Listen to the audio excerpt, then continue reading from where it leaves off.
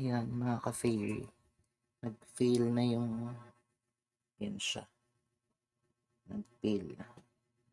So yun na lang siya, sa gilid na lang. From there, hanggang doon. So kabila naman ako. So yan. Yan tatanggalin natin yan. Hirap po mag-video kasi ako lang nag-video mag-isa eh. So, tatry ko para makita nyo. Mamaya sabihin nyo sinungaling ako. Hirap. So may solution na siya. Kinukuskus ko na lang.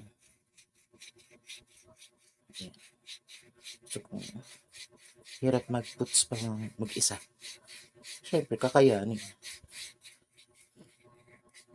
Yan. Nakikita nyo may mga granules na natatanggal. Ayan siya. Ayan siya. Galing yan sa talampakan ko. Hindi naman sa dumi. Dry skin lang siya ng pa talaga. Tagal ko na kasing hindi nag-puts pa eh. Pero marami akong solution.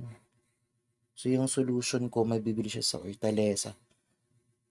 Solution, alam ko 95 pesos lang to eh. Tapos ito siya, like 99.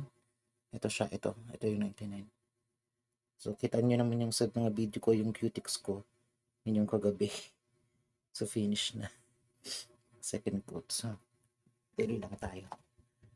Mahirap mag puts pa ng sarili. Natanggal ko na kaganina yung sa gilid.